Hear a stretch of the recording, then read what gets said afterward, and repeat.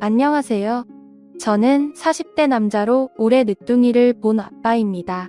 결혼 생활 중에 여태 아이가 없이 지내다가 늦게 아이를 낳았는데 정말 아이 키우는 것이 이렇게 힘든 줄은 몰랐네요. 그래도 힘들어도 하루하루 살맛이 나는 요즘이네요. 이런 제게도 정말 너무나 힘든 시절이 있었답니다. 힘들었던 어린 시절, 그리고 결혼을 해서도 좀처럼 행복하지 못했었죠. 그런저런 것들을 모두 이겨내니 이제서야 조금 살맛이 나는 것 같아요. 오늘은 제가 그런 저의 이야기들을 하나하나 꺼내볼까 합니다. 그럼 지금부터 제 이야기를 잘 들어봐 주세요. 저는 엄마가 없이 아버지와 함께 자란 사람이에요. 어린 시절 엄마는 암이라는 무서운 병에 걸려서 일찍 돌아가셨고 엄마의 빈자리는 아버지가 대신해 주셨습니다. 정형편이 좋은 편도 아니었고 아버지의 경제적인 능력이 있으신 편도 아니었기에 하나부터 열까지 모든 것이 어려움을 겪을 수밖에 없었는데요. 거기에 아버지는 다리 한쪽이 불편하신 장애를 겪고 있으신 분이셨기 때문에 더더욱 많은 부분에서 힘이 들었던 것 같아요. 제가 8살쯤 어머니를 잃었으니 한참 손이 많이 갈 때잖아요. 멀리 살고 계신 거동이 불편한 할머니 말고는 친척도 없고 의존할 곳도 없던 상황에서 아버지는 최선을 다해 저를 키워주셨답니다.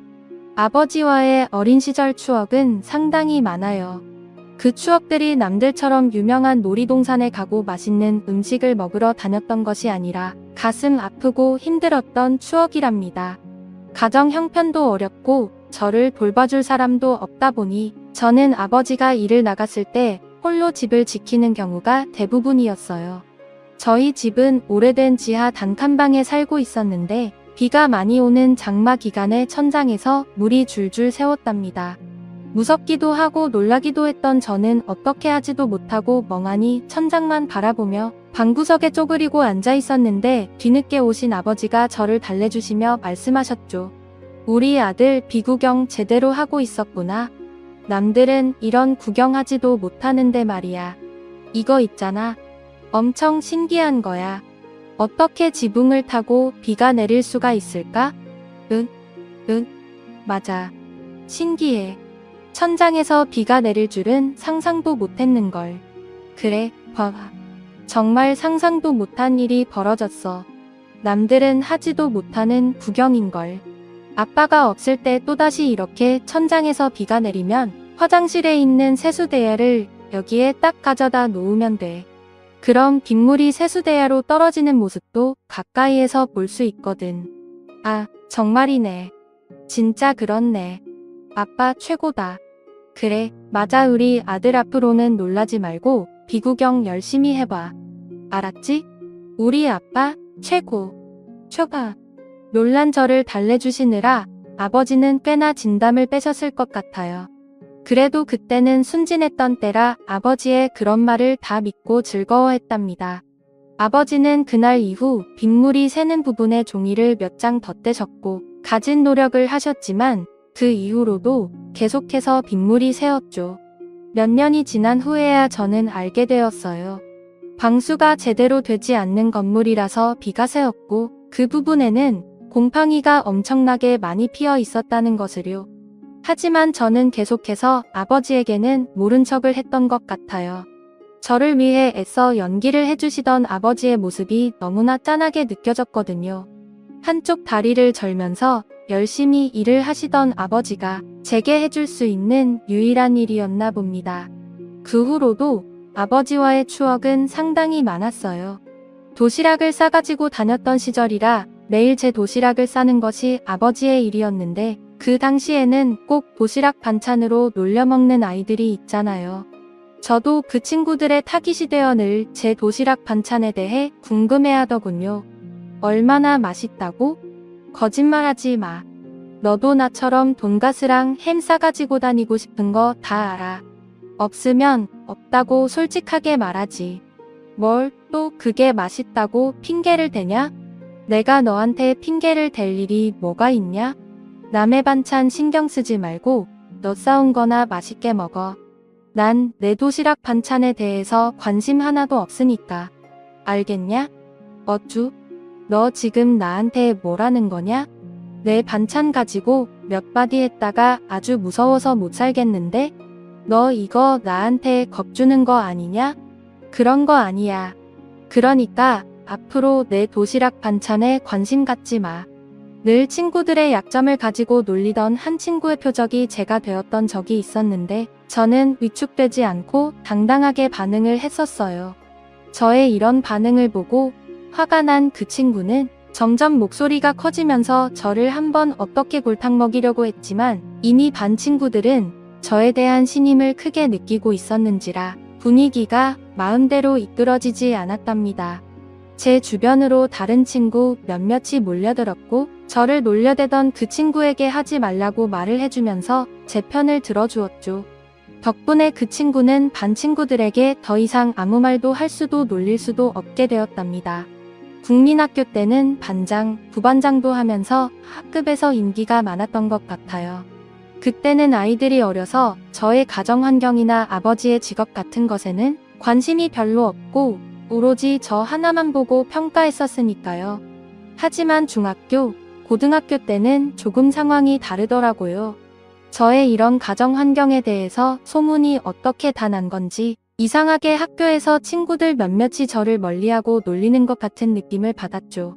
몇몇 친하게 지내는 친구들 빼고 특히 학급에 임원을 하는 아이들은 이상하게 저를 멀리하고 무시하는 듯한 발언도 하더라고요. 몇 달이 지난 후에 알게 된 건 반장 녀석이 저희 아버지 직업을 알게 된 후 제게 무슨 이상한 냄새가 난다는 말을 다 퍼뜨렸다는 겁니다. 그 당시에 아버지는 하수구 청소를 하는 일을 하고 계셨거든요. 야, 제 옆에 가지 마. 야, 이상한 냄새 올마. 반에서 꾸리꾸리한 냄새가 난다 했더니 그게 다 쟤 때문이었어. 뭐라고? 너 그게 무슨 말이냐? 내가 무슨 냄새가 난다는 거야? 너한테 하수구 냄새 나. 그거 몰랐어. 니네 아빠가 하수구에서 일하시니까 그 냄새가 당연히 너한테도 올맞겠지. 안 그래? 뭐라고? 너 그게 무슨 말이야? 맞잖아. 니네 아빠 하수구 청소한다고 우리 엄마가 말했어. 학교 학부모 회의할 때 소문 다 났다던데 냄새 진짜 지독하다고 하시더라. 야, 너 정말 함부로 말할 거야? 당장 사과해. 당장. 사실인데 내가 왜 사과를 하냐?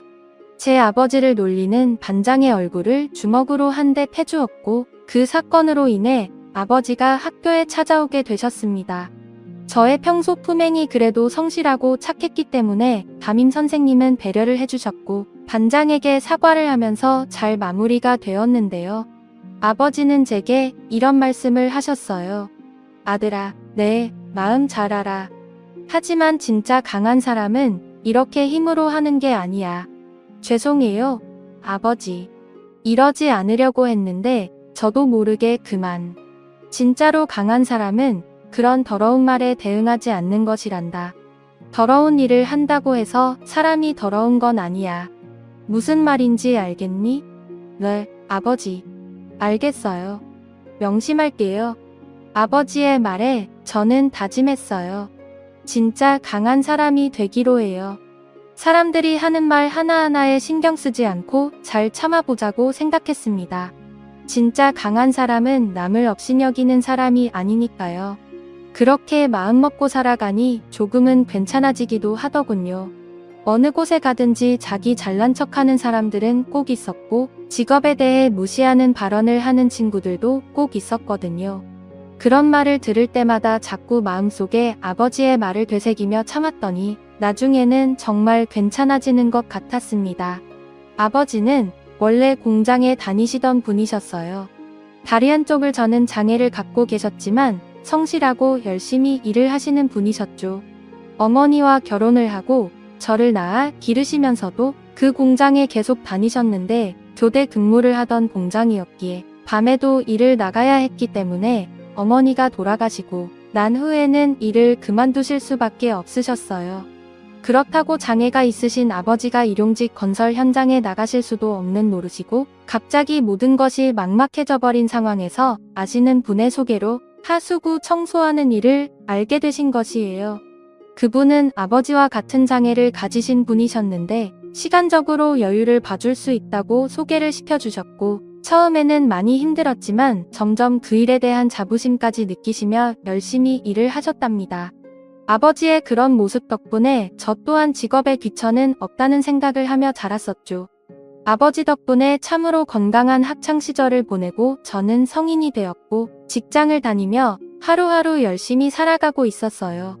아버지는 그때까지도 하수구 청소하는 일을 계속해서 하고 계셨었는데 나중에는 돈의 크고 작음을 떠나서 본인이 하시는 일에 대한 자부심을 갖고 하는 부분이 더 많으셨어요. 그런 아버지의 모습을 보면서 저도 닮아가야겠다는 생각을 했죠. 그런데 사람의 인생은 참 신기한 것 같아요. 이런 생각을 가지고 자란 제가 결혼은 정반대의 사상을 갖고 있는 여자와 했으니 말이죠. 성인이 되어 몇 번의 연애를 한 후에 결혼을 하게 된 여자는 정말 하나부터 열까지 성격적으로는 저와는 정반대의 사람이었습니다. 외동딸로 귀하게 자랐고 더러운 것, 힘든 것을 정말 싫어하는 그런 스타일이었죠. 그녀를 처음 만난 것은 친구들과 함께 놀러간 바닷가에서였는데요. 그곳에서 우연히 그녀의 친구들과 제 친구들이 합석을 해서 함께 놀고 헤어졌는데 다음날 어떤 술 취한 남자가 그녀에게 찝적대는 모습을 보고 제가 도움을 준 계기로 만나기 시작했습니다. 너무 감사해요. 그쪽 아니었으면 정말 큰일 날 뻔했어요. 아니에요.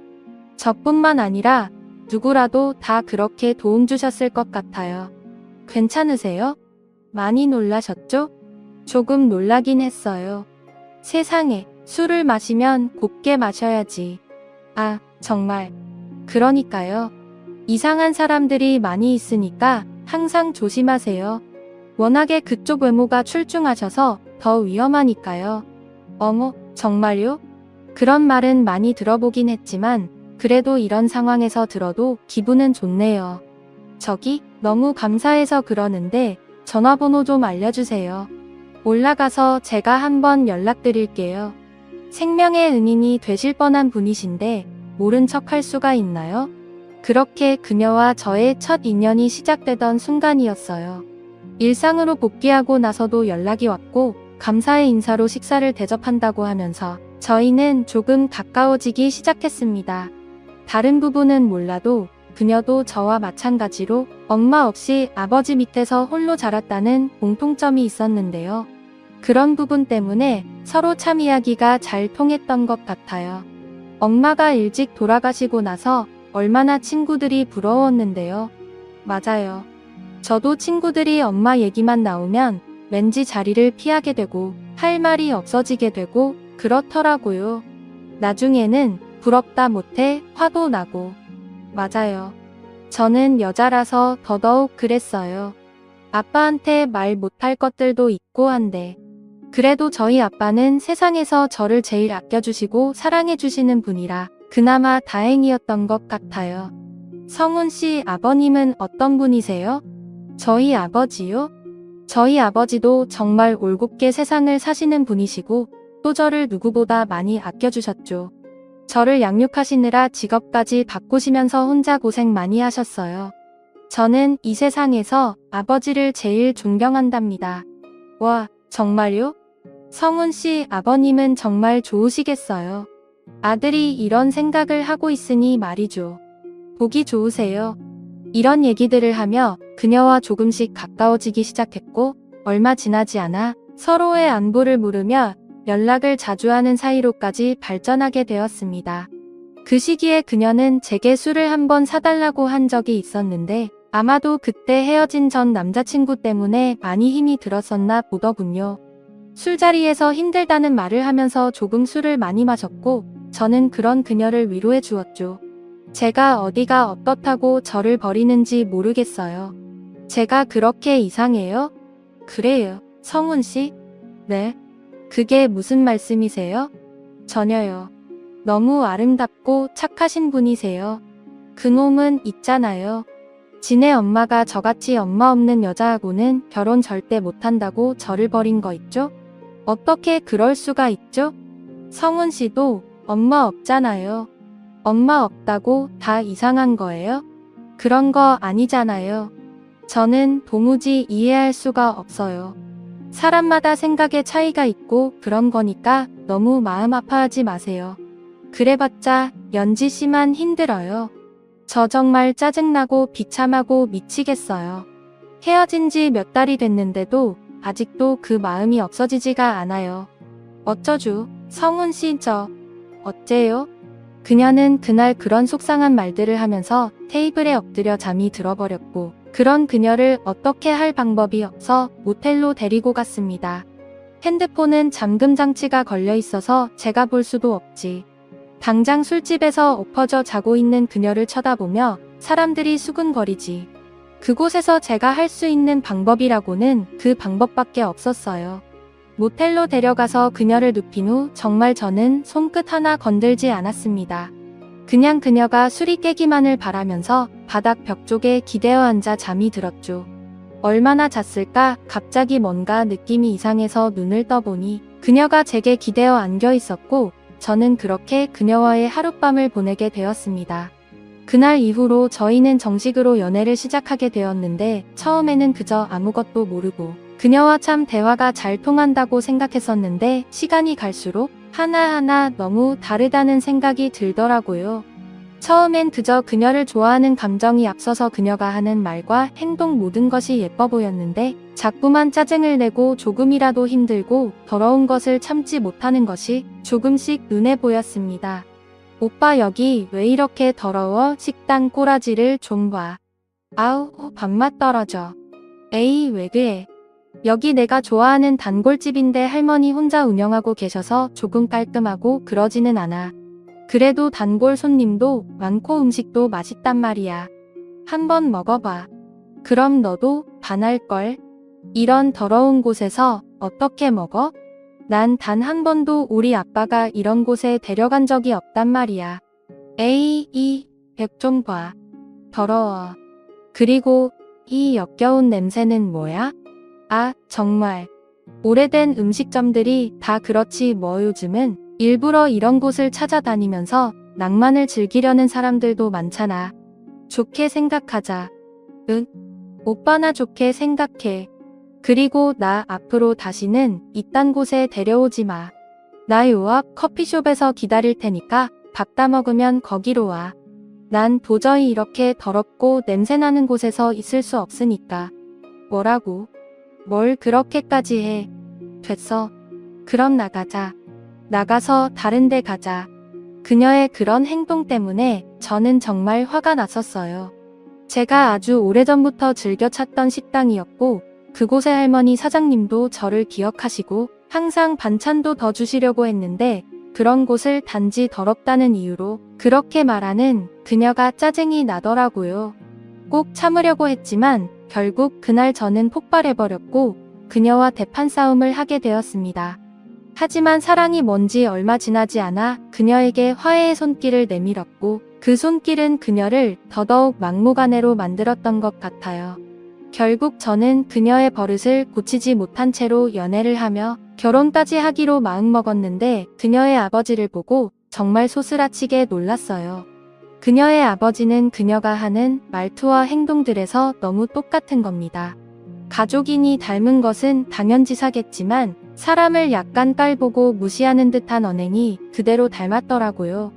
그래, 자네 대학교 나온 거 보니 우리 딸보다도 못한 곳이던데 밥 벌어먹고 사는 데는 문제 없는 건가? 네. 아, 그래도 제 전공이 괜찮은 편이라서 걱정 안 하셔도 될 것 같습니다. 그래도 사람이 어디를 가도 무시당하고 살면 안 되는 건데 자네가 뭐 볼 게 있다고? 난 솔직히 걱정이 돼서 내 딸한테 결혼하지 말라고 했네. 아, 네, 아버님 제가 정말 잘하겠습니다. 잘한다고 될 문제가 아니지 않나? 내가 웬만하면 우리 딸이 하고 싶다는 거 말리는 사람은 아닌데 말이야. 자네 어머니도 안 계시고 아버지 혼자 키우셨다고 하고 그 아버지가 하시는 일도 참 내가 어이가 없고 기가 막혀서 저희 아버지 정말 열심히 사시는 분이세요. 직업에 자부심도 느끼시는 분이시고요. 하수구 청소가 자부심을 느낄 만한 일인가? 하고 많은 일 중에 왜 하필 그런 일이야? 더럽고 힘든 일은 세상에 진짜 할 일 없고 아무짝에도 쓸모없는 사람이나 하는 일 아닌가? 난 그렇게 알고 있네만 내가 뭐 잘못 알고 있는 게인가? 아니요. 저는 그렇게 생각하지 않습니다. 직업에 귀천이 없다고 하잖아요. 저희 아버지는 자식을 잘 키우기 위해서 어쩔 수 없이 선택하신 일이고 그 일을 하시다 보니까 책임감을 느끼시면서 하시는 건데 그게 왜 쓸모없는 사람이 하는 일인가요? 아버님 말씀 저는 잘 이해가 되지 않습니다. 아이고, 가정교육이 잘못돼도 한참 잘못됐구만. 어떻게 두 눈 똑바로 뜨고 나를 가르치려 드는 건지 원. 잘난 것 하나 없는 놈이 어디선 내 딸을 달라고. 자네같이 자격지심이 있으면서 굽히지 않는 놈나도 필요 없네. 내 딸 못 줘. 그녀의 아버지는 처음 만나는 자리에서도 상상을 초월하는 말씀을 내뱉으셨어요. 저 역시 그녀의 아버지가 하는 말에 제 생각을 요목조목 말씀드렸죠. 제가 다른 것은 다 참을 수 있었지만 저희 아버지를 욕되게 하는 말은 참을 수가 없었거든요. 제 말과 행동이 마음에 들지 않으셨는지 결국 그녀의 아버지께 인사드리는 자리에서 저는 불합격을 받았고 저 역시 그 말에 수긍하게 되었습니다. 물론 그녀를 사랑하는 마음은 이전과 같았지만 여러 가지로 저와 아버지를 무시하는 듯한 말을 들으며 결혼하고 싶지 않더라고요. 한 2주를 넘게 연락을 하지 않고 지내면서 하루하루 정말 힘들게 버텨가고 있었는데 2주가 지난 후 그녀의 번호로 전화가 걸려왔습니다.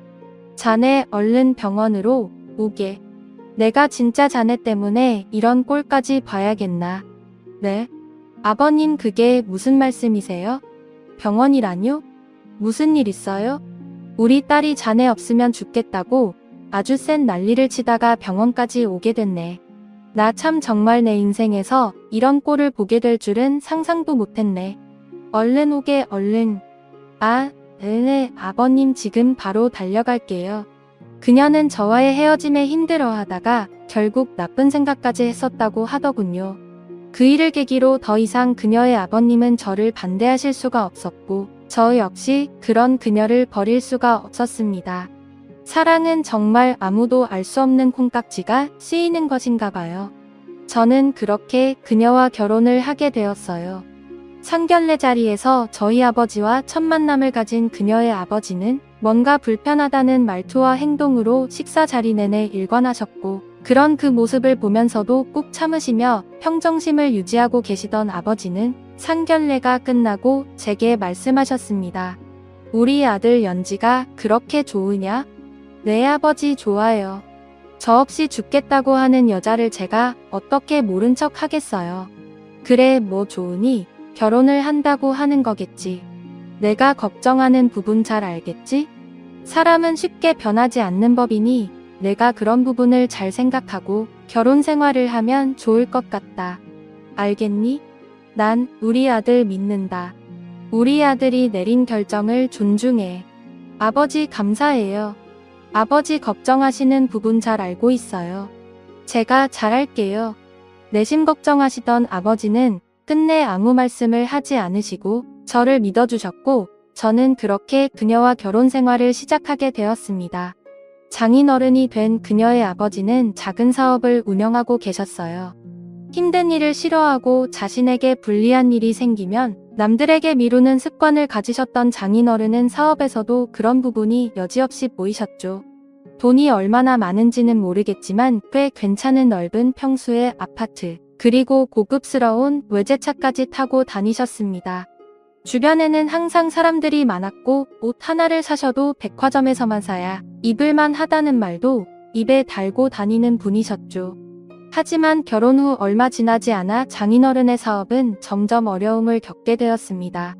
더군다나 장인어른의 그런 습성을 싫어하던 거래처에서 하던 관계를 정리하려 했고 또 그로 인해서 점점 더 사업은 어려워졌죠. 그 과정에서 직원도 몇 명이나 감축을 할 수밖에 없었는데 그래서 아내가 장인어른의 회사에 들어가게 된 것이랍니다. 아무래도 인건비가 차지하는 비중이 너무 컸으니까요. 그런 안 좋은 상황에서도 장인어른은 어찌나 자기의 체면만 중요하게 생각하시던지 친척들이나 가까운 지인들에게 저희 아버지의 직업을 속이는 일이 대부분이셨어요.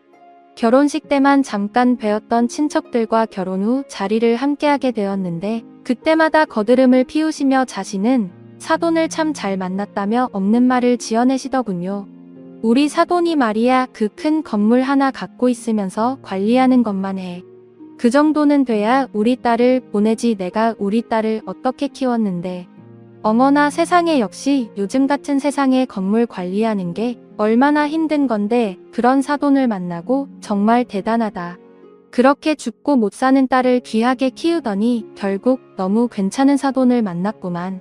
그런데도 그 양반이 얼마나 검소하신지 자동차나 옷차림 같은 것만 보면 꼭 무슨 노가다 하는 사람 같다니까. 겉으로는 티도 안 내고 알부자야 알부자. 아이고 사돈 자랑 그마녀 나 배 아프니까. 우리 딸내미도 그런 집에 시집 보내면 소원이 없겠구만. 이런 대화를 나누니 친척분들은 당연히 저를 환영해주고 아껴주셨고 저희 아버지는 순식간에 알부자가 되어버리셨죠.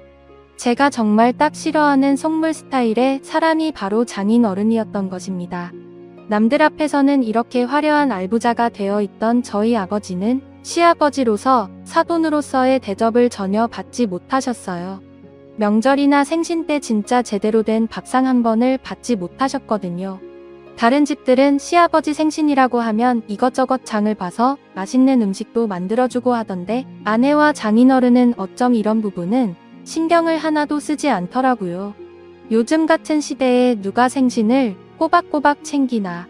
명절도 다들 휴가처럼 생각하고 그러지.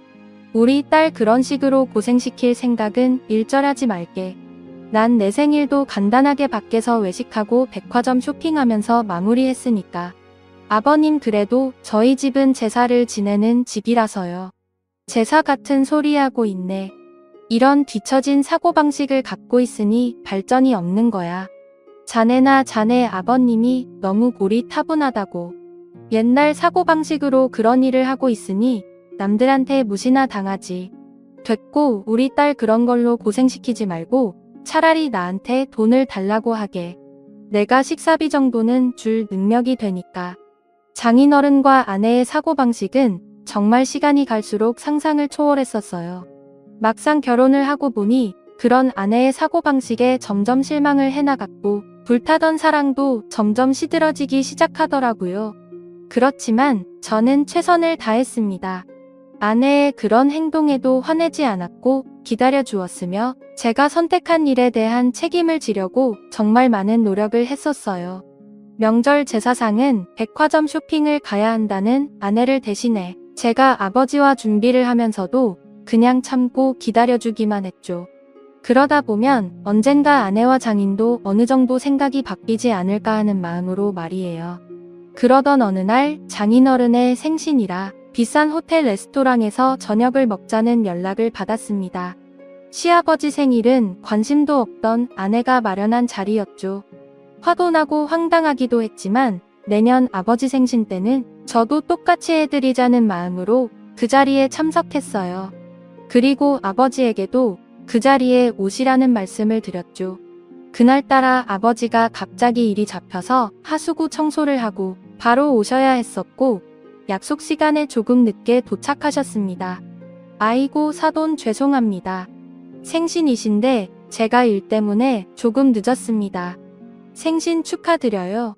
아버지는 땀을 흘리실 정도로 불편한 다리를 이끌고 최대한 빠른 걸음으로 오셔서 장인어른께 악수를 청하셨죠. 아, 네네 굳이 이렇게 안 오셔도 되는데 뭘 근데 이게 무슨 냄새지? 아, 저기 죄송합니다. 제가 일을 하고 바로 급하게 오느라 씻지를 못했어요. 아유 정말 사돈도 참 이럴 거면 뭐하러 여기까지 오세요. 오길 그냥 일 끝나고 뜨끈한 국밥이나 한 그릇 사드시지. 아, 이거 냄새나서 어디 음식 먹겠어요? 장인어른은 더럽다는 말과 함께 아버지와 악수한 손을 물티슈로 닦으시는 겁니다. 아이고 참 사돈은 너무 앞뒤가 꽉 막혀 있으시네. 제가 더러운 걸 진짜로 싫어해서요. 예나 저나 역한 냄새만 맡아도 밥을 못 먹고 그래서. 저기 죄송한데 요 앞에 나가서 옷 좀 사서 갈아입고 오시던지. 뭔가 대책을 세워야 할 것 같은데요. 안 그러냐 다들? 저는 순간 너무 화가 났습니다.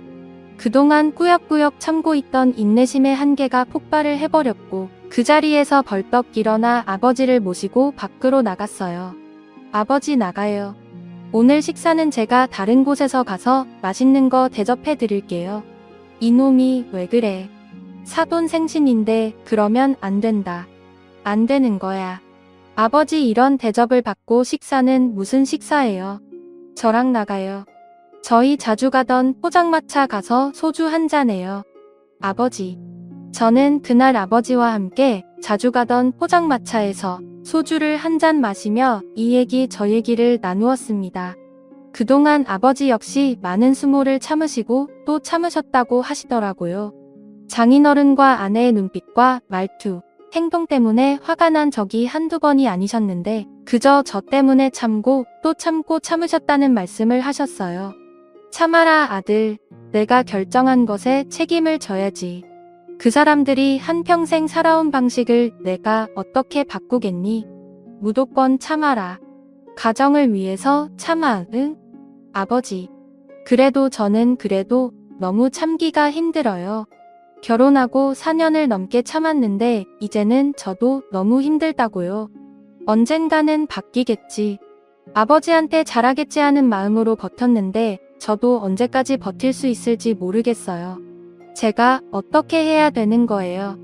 그날 저는 그동안에 힘들었던 일을 아버지에게 모두 쏟아내었고 아버지 역시 제 마음을 잘 알고 계셨습니다. 그리고 그로부터 얼마 동안 저는 아내와 싸늘한 냉기가 흐를 정도로 말도 별로 하지 않았고 장인어른에게 안부 전화도 하지 않았죠. 뭔가 이번 기회에 저도 화가 났다는 것을 알아야 할 것 같았어요. 2달쯤 지났을까 장인어른이 갑자기 저희 회사 앞에 찾아왔다고 말씀을 하시는 겁니다. 저기 잠깐 나올 수 있나? 지금 점심시간이지?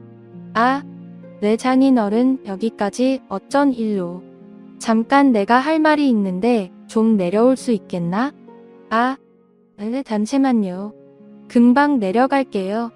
오랜만에 만난 장인어른은 부쩍 수축해진 얼굴로 저희 회사 앞으로 찾아오셨더라고요.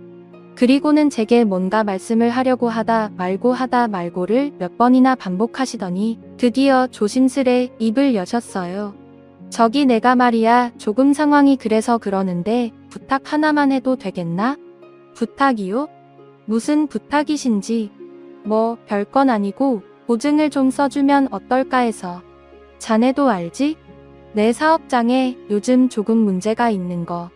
몇 달 동안 버티고 버텼는데 조금 상황이 좋지 않아서 말이야. 얼마 안 빌릴 건데 보증인이 좀 필요해서 말이야. 네?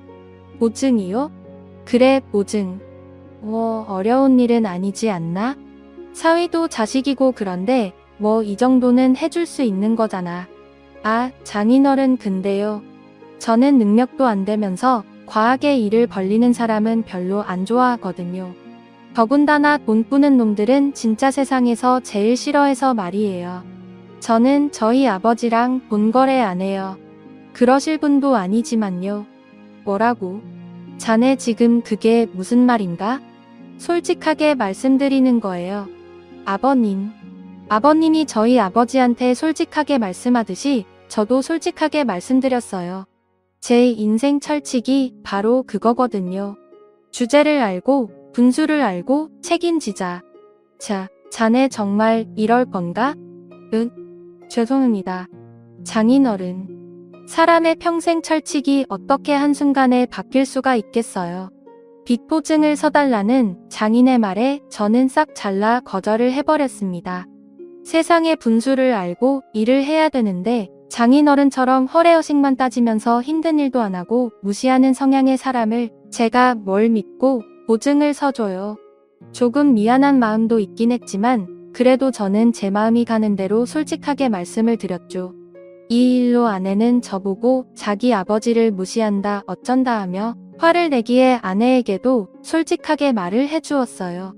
당신 입은 삐뚤어졌어도 말은 바로 하랬다고. 당신이 이런 말 하면 안 되지. 무시? 무시라는 말을 당신이 입에 담을 말이야? 그동안 당신이랑 장인어른이 우리 아버지 무시한 건 생각 안 해. 악수하면서 손 더럽다고 물티슈로 닦으신 분이 바로 장인어른이셔.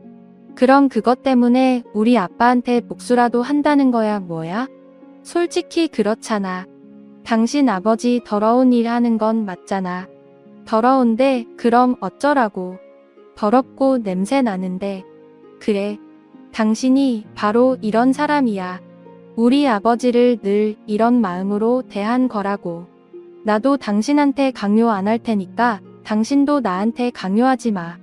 알았어. 아내와 대판 싸우고 나서 저는 집을 나가 아버지 집으로 향했습니다.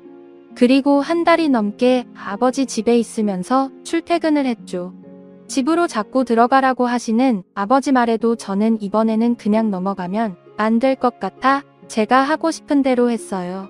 처음에는 제게 이혼을 하자느니 사람이 변했다느니 하며 불같이 화를 내던 아내와 장인어른도 시간이 지나며 점점 수그러들기 시작하더군요. 한 달 정도가 지나면서도 제가 집에도 들어가지 않고 뜻을 굽히지 않자 급기야 장인어른이 저희 아버지 집에 찾아오셨습니다. 아니 저기 자네 정말 1억인가 ың매에 그렇게 사람이 팍팍해? 아버님 아닌 건 아닌 거죠. 저도 그동안 많이 참았습니다. 자신이 잘못한 걸 알고 뉴스 쳐야 저도 집에 들어갈 거예요. 참나 사람이 그러면 쓰나? 우리 애가 너무 곱게 자라서 그래. 내가 금이야 오기야 키우다 보니 아직 철이 안 들어서 말이야. 내가 이렇게 부탁하네. 응 자네가 좀 참고 들어가 주게나. 생각 외로 장인어른은 아주 많이 풀이 죽어있는 모습으로 제게 부탁까지 하시더군요. 평소 같았으면 무시하는 말을 하시면서 어쩐다 저쩐다 불같이 화를 내실 뿐인데 말이죠.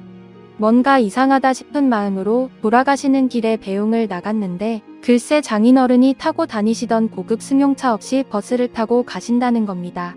아버님 차는 어쩌시고 버스를 타고 가세요. 버스 한 번도 안 타보셨잖아요. 아, 그게 말이야. 저기 그게. 내가 참 면목이 없네 자네한테. 제발 우리 딸 좀 살려주게나. 응, 나를 봐서라도 부탁 좀 하네. 내가 오갈 곳도 없고 이런 판국인데 딸내미까지 그러고 있으니 내가 아주 살 수가 없네 살 수가 없어. 네? 아버님 그게 무슨 말씀이세요? 오갈 곳이 없으시다니요. 말씀을 좀 해보세요 아버님. 세상에나 내가 사업 망하니까 주변에서 도와주는 사람도 한 명 없고 보증서 달라니까 다들 피하기 바쁘고 나 인생 헛살았나 봐. 어떻게 내가 이런 처지가 되다니. 나 아파트 다 넘어가고 자동차고 뭐고 다 압류되고 지금 여인숙에 있네. 그 쫓기는 신세라서 어디 남의 집에 가지도 못하고 내가 어쩌다 이런 꼴이 우리 딸한테까지 찾아가서 내가 빚진 돈 달라고 하니까 내가 아주 못 살겠어. 자네가 와서 좀 지켜주게나 우리 딸 좀 지켜줘. 아버님 진작에 말씀을 하시죠. 저는 그런 것도 모르고 일단 가지 마시고 오늘 이곳에서 주무세요. 저희 아버지도 그러라고 하실 거예요. 여인숙이라뇨. 말도 안 돼요 아버님. 아니네. 아니야. 내가 어떻게 면목도 없이 그럴 수가 있겠나. 그러지 마시고 얼른 가요. 저희 아버지도 어차피 혼자 지내시는데 적적하시지도 않고 좋으실 거예요. 이 사람한테는 제가 당장 들어갈 테니까 걱정 마시고요. 알고 보니 장인어른의 상태는 생각보다 훨씬 더 좋지 않으시더라고요. 집도 차도 다 없어지고 빚만 남은 상태로 쫓기는 신세가 되셔서 오갈 곳도 없다니 정말 황당할 노릇이죠. 저는 가지 않겠다는 장인어른을 아버지 집에 모셔다 드렸고 저는 오랜만에 아내가 있는 집으로 들어갔습니다. 제가 얼마나 반가웠는지 저를 붙잡고 울먹이는 아내를 보니 부부싸움은 칼로 물베기라고 했던 말이 딱 맞는 것 같더라고요. 다음날 저는 아버지께 장인어른의 상황에 대해 정확하게 다 말씀을 드렸고 아버지는 자신이 평생 모은 돈으로 마련해 놓으신 빌라를 장인어른께 내어주셨습니다. 당장 이곳에 들어가서 사시면 됩니다. 마침 전세 세입자도 빠진 상태니 이곳에서 새롭게 출발하세요. 빚 못 갚은 사람들도 만나서 정정당당하게 말씀을 드리고 조금씩이라도 갚으시고요. 그게 최선의 길인 것 같아요. 아이고 사돈, 제가 이런 피해를 드리면 안 되는데 제가 어쩌다 이 꼴이 났는지 모르겠네요. 죄송합니다. 사돈, 정말 죄송해요. 사돈도 다 가족이나 마찬가지인데 그런 말씀 마세요. 서로 어려울 때 돕는 거죠. 천천히 다시 시작하시면 됩니다. 천천히요. 아이 사돈, 그동안 정말 죄송했네요. 진짜 저는 몫을 인간이에요. 사돈 무시하고 그런 제 자신이 너무 부끄러웠습니다. 아버지는 진심으로 장인어른을 받아주셨고 장인어른 역시 저희 아버지에게 진심으로 용서를 구하셨습니다. 그 후로 장인어른은 저희 아버지가 알아봐주신 아파트 경비 일을 시작하게 되셨고 빚쟁이들을 만나 조금씩이라도 빚을 갚는다는 약속도 하셨어요. 사람은 쉽게 변하지 않는 것인데 환경이 너무 안 좋다 보니 어쩔 수 없이 사람을 변하게 만드나 봅니다. 아마 그때 저희 아버지가 도움을 주지 않으셨다면 많이 힘든 삶을 사셨을 거예요. 당장에 오갈 곳도 없고 빚쟁이들을 피해서 사셨어야 하니까요. 장인어른이 그렇게 변하시자 덩달아 아내도 조금씩 변화하기 시작했습니다.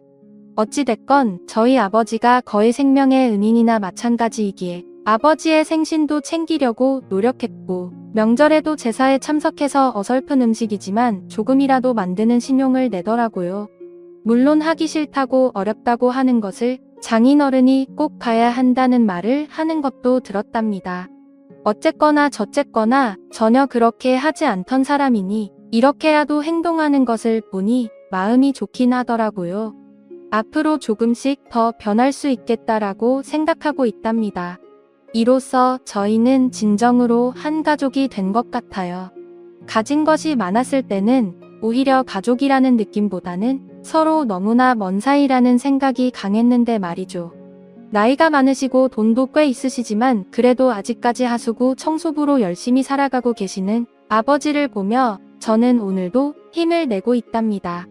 제 어린 아들에게도 할아버지한테 자주 가서 안아드리고 뽀뽀해드리라고 말도 해주고 있어요.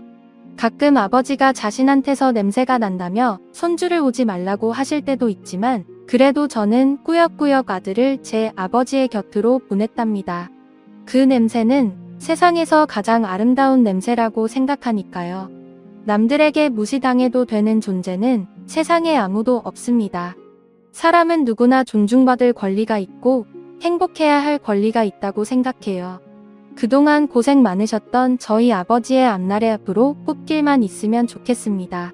그 곁에 아버지를 진심으로 아껴주시는 여자친구분도 생기셨으면 하는 바람도 있고요. 장인어른과 아내, 그리고 저와 아버지, 그리고 제 아들까지 모두가 건강하고 행복하게 살아갈 수 있도록 응원 부탁드립니다. 그럼 이상으로 제 이야기를 마칠게요. 감사합니다.